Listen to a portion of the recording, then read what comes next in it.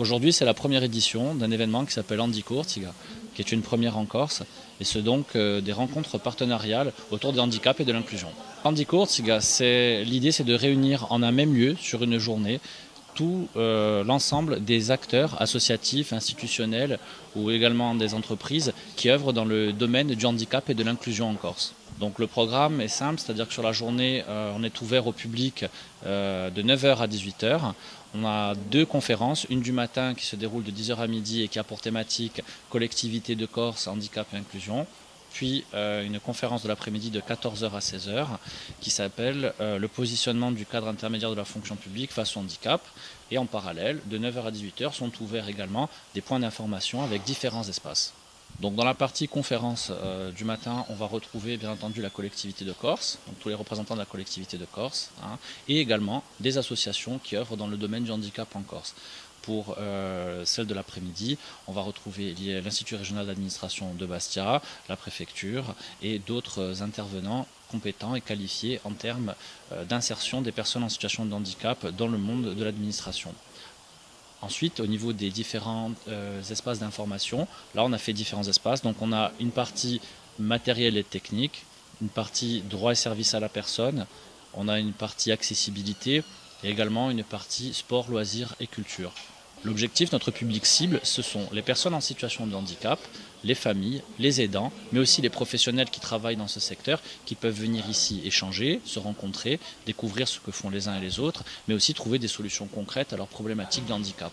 Globalement, où en sommes-nous en Corse par rapport aux structures publiques ou bien sûr au niveau urbain? Est-ce qu'il y a des aménagements faits pour les personnes à mobilité réduite? Des efforts ont été faits, particulièrement suite à la mise en application de la loi de février 2005 qui oblige les établissements recevant du public, qu'ils soient justement publics ou privés, à se mettre aux normes d'accessibilité pour pouvoir accueillir toute forme de handicap.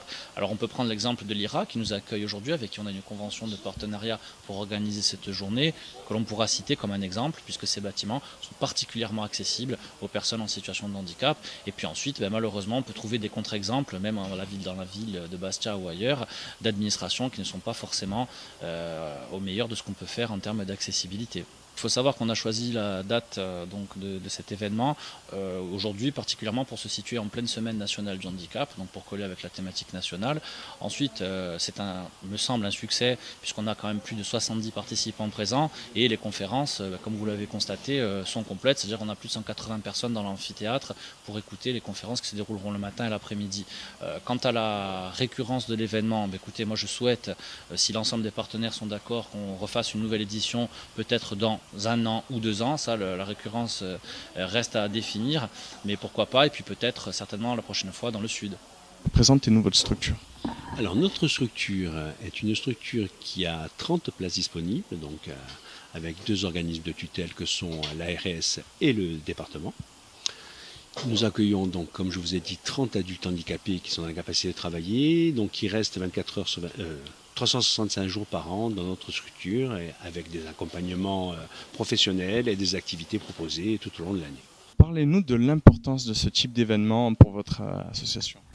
Alors ce type d'événement permet aux familles et à tous les corps professionnels de nous connaître, de nous faire connaître davantage, parce que je vois que beaucoup de familles viennent vers nous et ne savent pas quelle démarche entreprendre, qui contacter, qui voir. L'MDPH, ils connaissent, mais ils ont des difficultés à s'adresser aux établissements correspondants.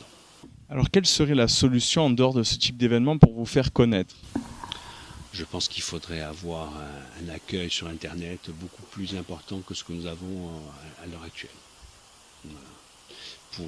Pour que tout soit détaillé, que les personnes soient plus amènes de pouvoir pianoter, de pouvoir se diriger plus facilement vers nous, au cas de besoin.